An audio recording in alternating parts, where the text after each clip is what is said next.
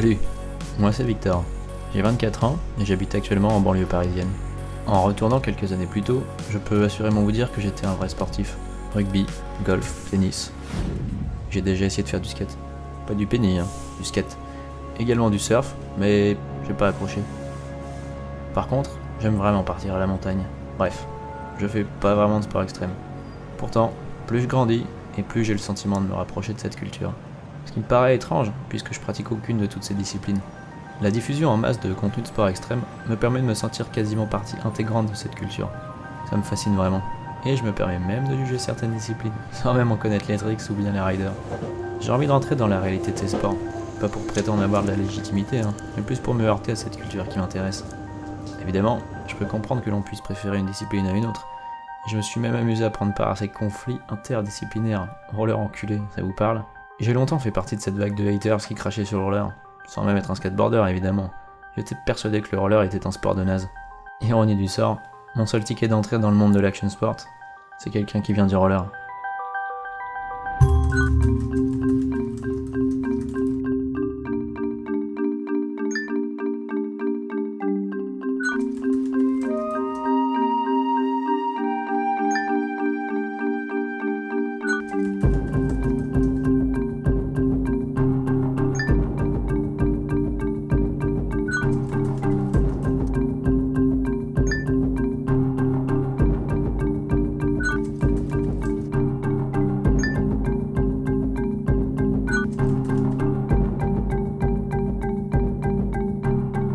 Je suis plutôt quelqu'un d'ouvert, j'aime beaucoup discuter avec les gens, découvrir, apprendre, donc je suis plutôt extraverti. Après, dès qu'on est dans l'univers professionnel et qu'on est en apprentissage, on est vraiment obligé de se renfermer un peu plus, de prendre sur soi. C'est qu'un passage de la journée.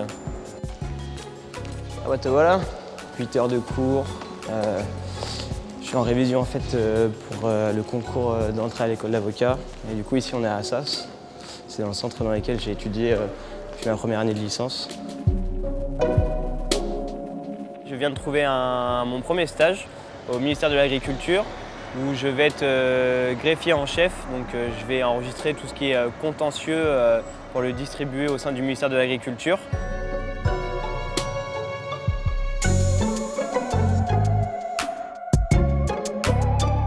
Il y a forcément une différence de mentalité. D'ailleurs, je suis plus avec les gens qui sont issus de ma pratique qu'avec les gens de mon école. Dans le milieu scolaire ou même dans le milieu professionnel, dès que je dis que je fais ce type de sport, c'est aussi assez atypique pour eux. Du coup, 16h30, on décolle pour la bibliothèque François Mitterrand. Ça me prend une demi-heure d'ici et on va voir si on peut skater un peu. Les personnes qui m'ont appris à faire du roller m'ont toujours dit que ça devait rester un loisir. Parce qu'en fin de compte, on prend quand même beaucoup de risques et j'ai toujours en tout cas été éduqué comme ça. On donne beaucoup de notre personne pour recevoir peu.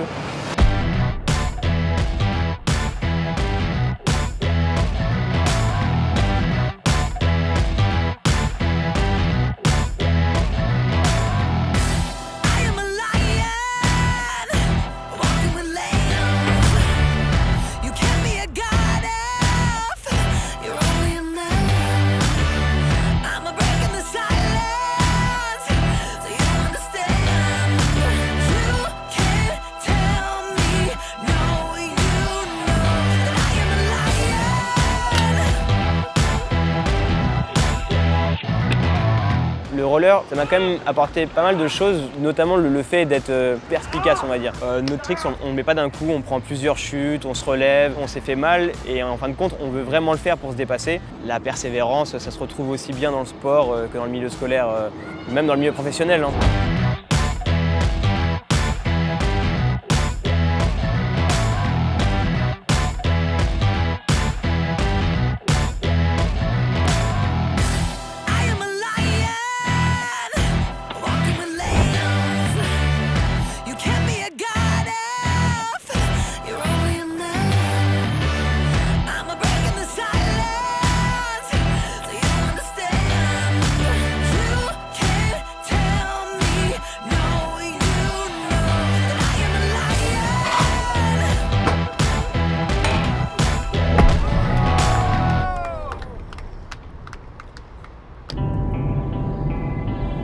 Le dimanche suivant, j'étais en route pour la Belgique, en n'ayant aucune idée de là où j'allais atterrir.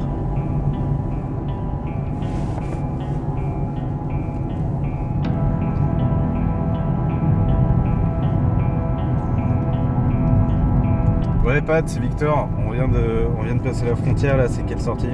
C'est pas nos retard, sortie 17, et ça dans grande partie. Ok, ça marche. À toutes.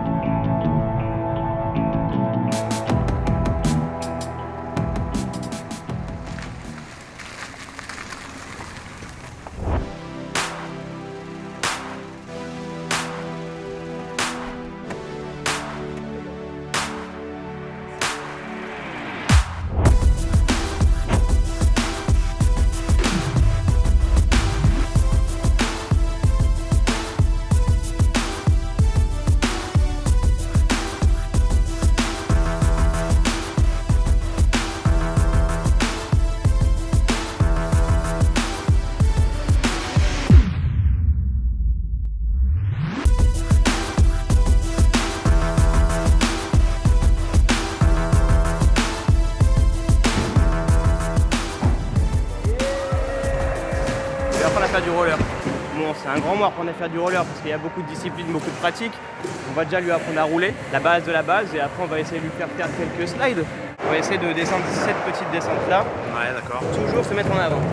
Ok, comme au ski, genre. Voilà, une fois que tu as trouvé ton équilibre, tu te jettes en avant comme je t'ai montré. Tu te jettes. Ouais.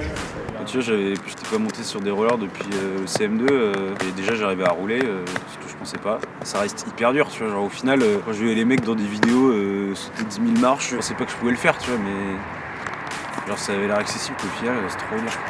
Enfin, c'est ça qui est marrant, tu vois, c'est qu'au final tu te dis des mecs qui ont 25-30 ans qui font du roller, tu t'attends trop pas à avoir un étudiant à Assas en sciences politiques qui va faire l'ENA. Moi je pense que vu ton niveau, tu pourrais tenter celle-ci.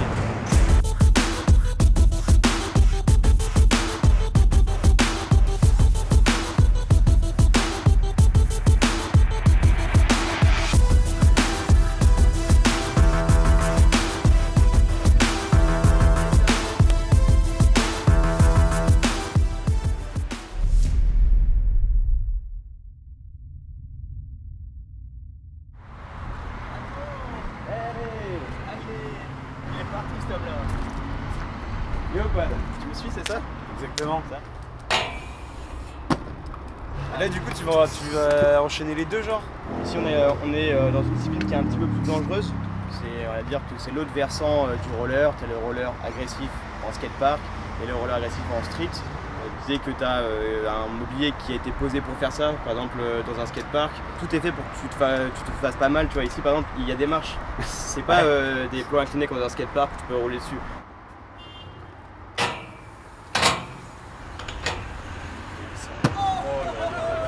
L'enculé.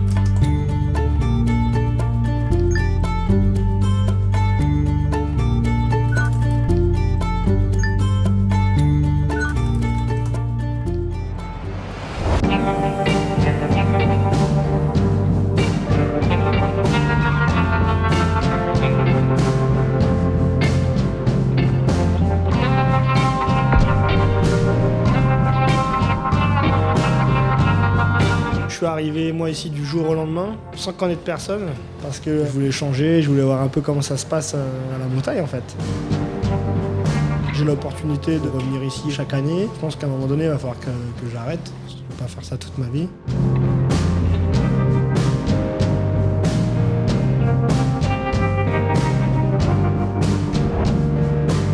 C'est la liberté mon gars ici. Je me réveille, j'ouvre mes volets, j'ai la montagne et je vais travailler 2 heures. Je vais skier après 3-4 heures. Je retourne travailler, je sais pas, fin d'après-midi. Je suis trop bien, c'est trop cool. Je vais skier tout seul, je prends mon télésiège, je me balade. J'ai envie de dire presque que c'est infini parce que là tu te balades, tu changes de trajet constamment, c'est la liberté.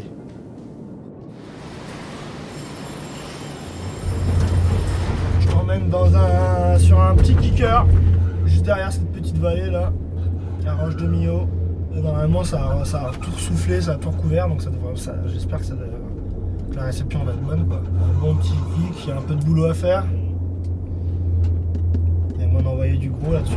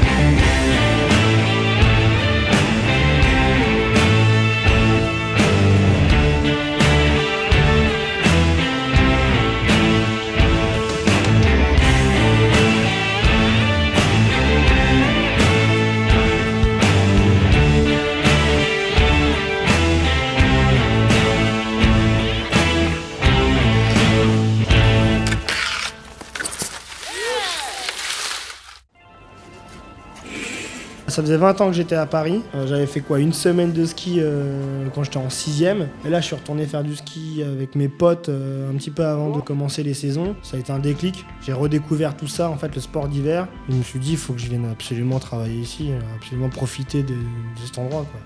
Du coup, une semaine après, on m'a appelé. On m'a dit, vas-y, tu commences jeudi. Mercredi dans le train. Le jeudi, je commençais ici. Skiman direct, alors que j'avais jamais fait ça. Après, en semaine, c'est plus des réparations, des échanges, des conseils sur le matériel. Et week-end, par contre, c'est full location. Si t'as un bon enneigement, t'as rien à faire, juste, je sais pas moi, fartage, affûtage, entretien de base. Mais quand les skis reviennent défoncer, là, t'as beaucoup plus de boulot.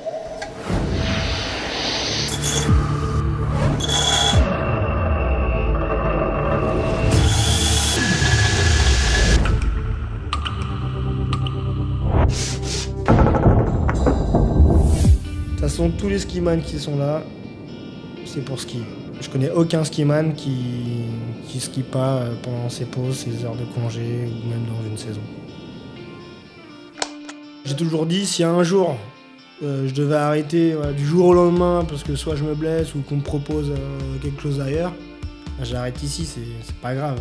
Et je veux pas être bien, c'est sûr. Maintenant, j'ai d'autres sports à côté qui peuvent compenser un peu ce manque de ski que j'ai tous les jours.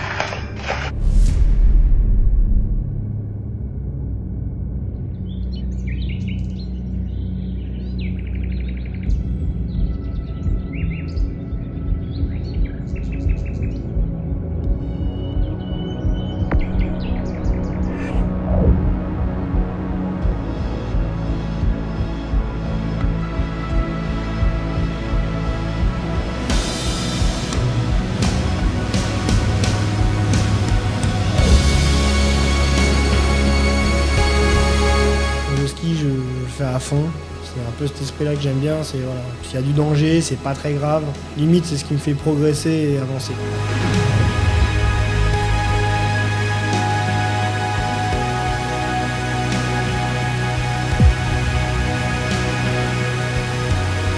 Il est conscient, juste il a mal à la hanche, ça lui permet pas de marcher, donc vu qu'il est dans un trou vraiment, tu peux même pas le sortir à pied ni en motoneige, du coup je lui dis à fond à droite.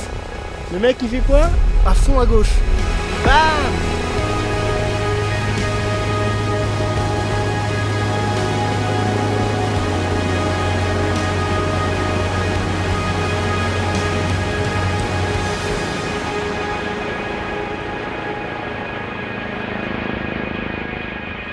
c'est vrai que cette semaine c'est un peu difficile parce qu'il y a quand même pas mal d'endroits où il y a beaucoup de neige, mais il fait vachement chaud, du coup la neige est lourde. Dès que tu réceptionnes un peu haut, bah, tu t'enfonces, t'avances plus. C'est un peu frustrant, je veux te dire. Satisfait, bah non, parce qu'on a beaucoup shapé pour peu d'images vraiment exploitables au final. On va chercher Victor, hop, on remonte, on s'habille, backflip. Prometrix, on se fera une petite piste, on a un peu de temps, une petite piste de chauffe bien chauffée. Et après il envoie sec le gamin. De toute façon, qu'est-ce que tu veux faire? Faut bien qu'ils comprennent, faut bien amener sur un bon spot, non? Ouais, tu veux faire un petit saut déjà, s'il arrive un petit grab. Après on verra peut-être une rotation ou peut-être même un back. Le back ça serait bien. Ça va? Ouais toi? Ça va. J'ai pas appris à skier avec un prof, je me suis démerdé tout seul. Le carving, la technique, les trucs parallèles, tout ça, on m'a pas montré en fait. S'il me demande de lui apprendre un backflip, bah oui, à ma manière, je vais lui apprendre. Maintenant, si c'est un prof qui voit ça, il va lui dire arrête-toi tout de suite quoi. Je suis venu passer quelques jours ici. J'étais obligé de venir vivre chez lui et avec lui, de partager vraiment sa vie pour pouvoir découvrir un peu son univers et il vivait sa passion. Alors l'objectif là c'est de faire un grab, essayer d'attraper ses skis. Elle remonte beaucoup plus en courbe. Ouais, elle a l'air... Ça va te mettre grave à cul. Faut pas que tu te mettes en arrière.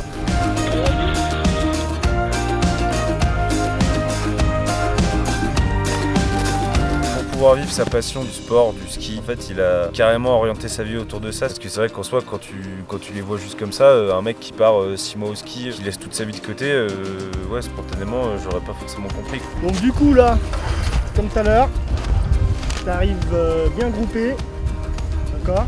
Arrivé sur le kick, faut pas que ça t'emmène sur l'arrière. Tu pousses pour t'éjecter au maximum du kick et tu rabats tes jambes vraiment pour grabber à une main. J'ai jamais été filmé de ma vie, donc Concentre-toi sur ton saut. c'est une grande première.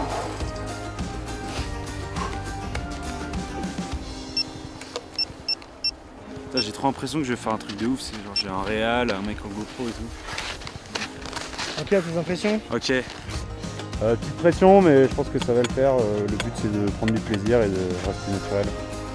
Ok, il est chaud. First try. Ouais. Quand tu veux.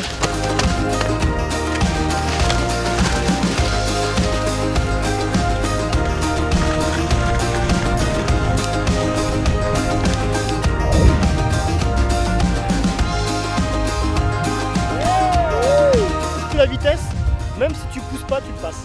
Ouais, voilà, je pense que ça peut être pas mal. D'essayer sur le coussin et de voir si c'est un truc qui physiquement est en moi ou pas du tout quoi. T'es déjà à 90 degrés. T'as vraiment. Sur une bosse comme ça, tu te rends compte que t'es déjà comme ça. T'es déjà presque à la moitié. En fait. J'aurais jamais fait ça de ma vie sûrement si j'étais pas venu passer quelques jours ici. À peine rentré de montagne, Hugues m'a conseillé de rentrer en contact avec un gars qu'il avait rencontré au Qatar pendant un show TV. Il s'appelle Florian et c'est un freerunner.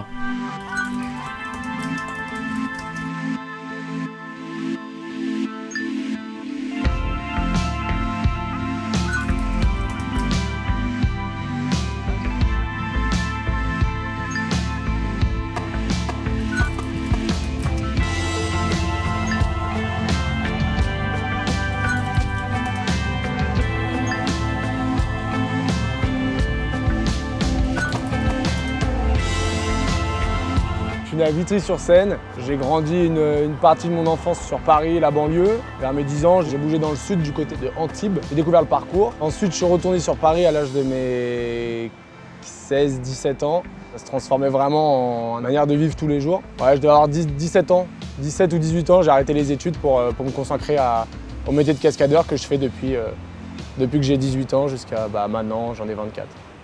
Le côté scolaire n'était pas du tout fait pour moi. Je suis parti en BEP. Pour moi, j'étais vraiment pas à ma place, quoi. Je suis arrivé, j'avais vraiment l'impression d'être dans une classe d'attardés, quoi. Donc du coup, j'ai commencé à réfléchir à pas mal de choses. En fait, à la fin de mes études, je voulais faire architecte d'intérieur. C'est en cherchant un week-end sur Internet des écoles d'architectes et tout ça que que je suis tombé sur le campus Univers Cascade. Mais c'est ouf, c'est ça que je veux faire, il y a du combat, j'adore ça, il y a de la cascade, il y a des trucs d'action et j'adorais ça quoi. Je me donne 1 an, si à la fin de l'année je sens qu'il n'y a rien pour moi et que je suis pas fait pour ce truc-là, j'arrêterai et je reprendrai mes études quoi. Et ça s'est jamais arrêté. Faut dire que je vis du métier de cascadeur. Ouais. À l'année, je bosse avec cette compagnie-là, qui s'appelle le Stunt Show Event. On est vraiment dans le côté cascade parce qu'il y a du combat, il y a de la chute, il y a de l'humour. On est une équipe de 5 cascadeurs, on s'autoproduit. Donc on crée nos spectacles nous-mêmes. Et derrière ça, on a une prod, avec des gens qui travaillent et qui vendent nos spectacles.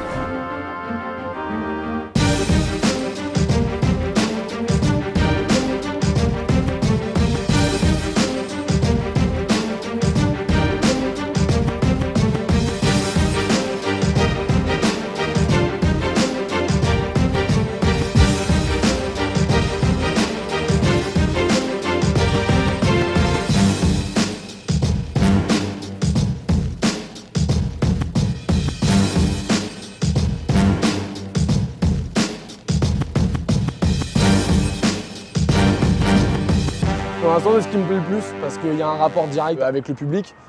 Ça va, je suis bien. Où on fait aussi bien de l'acrobatie, du parcours que de la cascade pure. Donc on a des spectacles avec des thèmes précis comme James Bond, pirates, des shows un peu burlesques avec un banc et de l'acrobatie.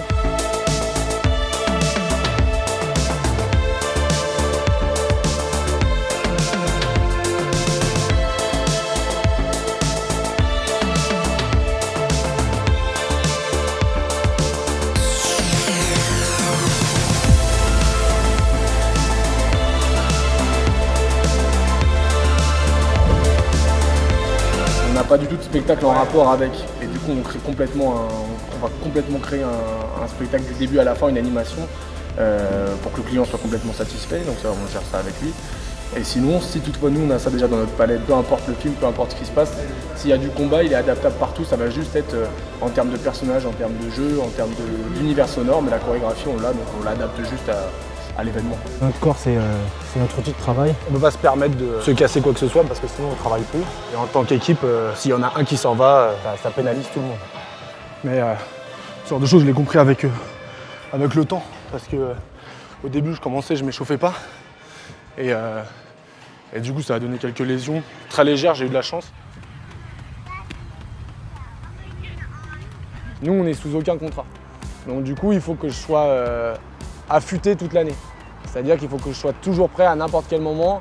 On doit pouvoir m'appeler et compter sur moi. Et tout doit passer parce que c'est du tac au tac, quoi. C'est un échange direct. C'est-à-dire que si ça passe pas, le public il va te le faire savoir tout de suite. Et si ça passe, eh ben, c'est là que tu prends ton pied parce que tu dis ce que tu as bossé pendant plusieurs mois, ça prend forme. Et là où tu veux que les gens réagissent, ils réagissent. Donc c'est un kiff, quoi. L'approche est la même, c'est-à-dire qu'on va aller dans la rue, on va repérer un spot et on va le rider, quoi. On va faire en sorte d'avoir la meilleure ligne, d'avoir la meilleure accro, voilà, comme un rider peut arriver sur son spot, quoi. Je peux me considérer rider dans l'état d'esprit, quoi.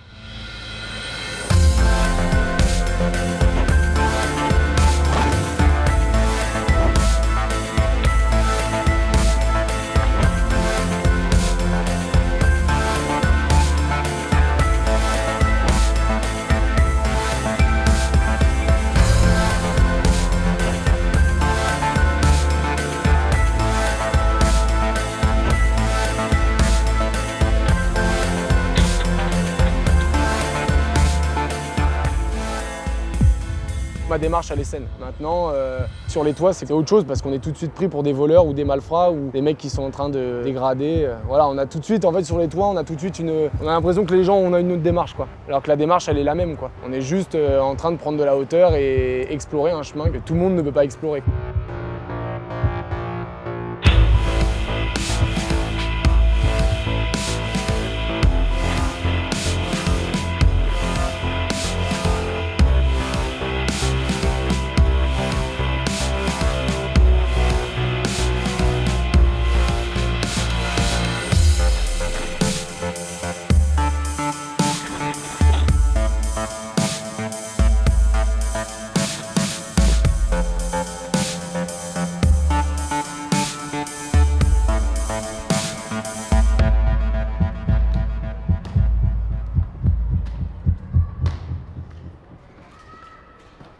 On va lui enseigner les bases, hein, comme tout le monde, on passe tous par les bases.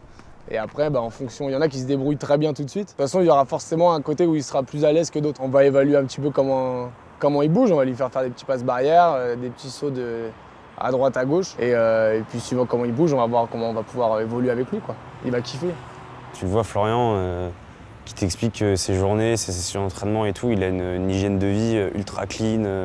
Bon alors, je te montre le parcours. On va se mettre en jambes. C'est un lifestyle, ouais. C'est genre, tu vis pour ça, tu manges pour ça. Quand il dit que quand il voit un spot, il dort pas de la nuit, il va bosser pendant un mois pendant un malade pour le faire.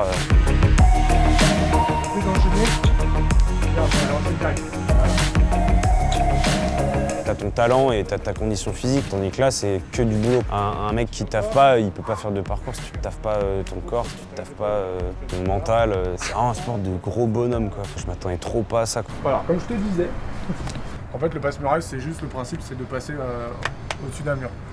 La première partie la plus importante, ça va être ton appui. Ton premier appui, ça va être ton pied, ta pointe.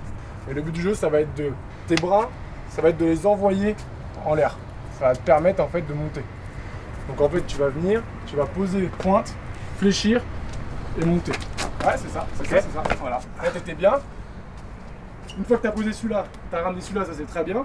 Et après, tu n'as plus qu'à développer. Donc en fait, là, tu vas amener ton corps en avant. Et là, tu vas développer. Ouais, nickel, c'est ça. Attends, c'est le premier là. On est gentil là.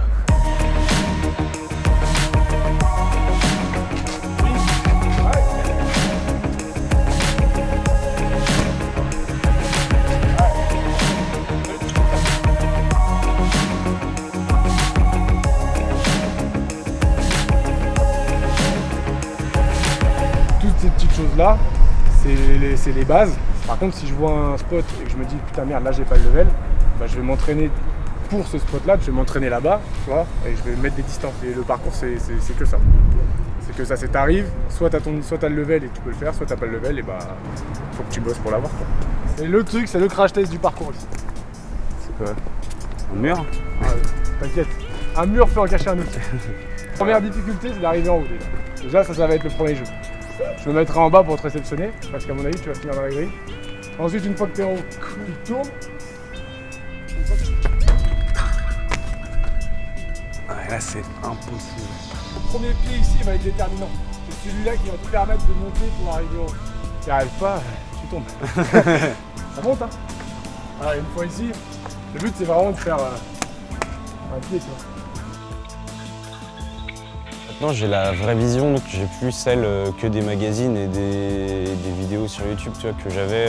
Là, maintenant, j'ai l'envers du décor, tu vois, le vrai truc. Ce que c'est vraiment d'être un rider et ça implique quoi dans ta vie de tous les jours. Et c'est tout le travail qui est derrière, c'est tout les sacrifices qu'ils font derrière. Ce qui est important, c'est que, et c'est ce que j'ai vu en les rencontrant, tu vois, c'est que ça reste une passion de gamin, tu vois.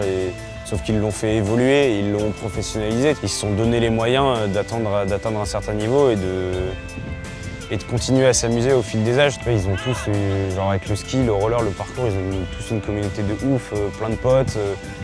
Dans toute cette communauté, t'as des mecs qui font des bises, qui lancent des marques, qui lancent des boîtes de prod, qui lancent des trucs. Genre c'est vraiment genre un univers à part qui se sont créés et qui est cool, quoi. Qui est vraiment cool, ça donne envie d'en faire partie, quoi. Je m'en suis aperçu là ces 6 derniers mois, tu vois, que si tu t'intéresses à eux, les mecs ils kiffent trop partager leur passion et l'apprendre aux autres, tu vois. Genre, tu vois, ils m'ont tous accueilli à bras ouverts, ils ont été hyper patients, ils m'ont appris, ils ont été ultra pédagogues à apprendre plein de trucs. Au final, je traîne pas avec des gens comme ça, tu vois, et tu te dis forcément que ces gars-là, ils sont pas comme toi et du coup, t'as pas envie de traîner avec eux, ça pourrait pas être tes potes et au final, tu rencontres des gens ultra différents. C'était top, quoi. Des mecs comme ça.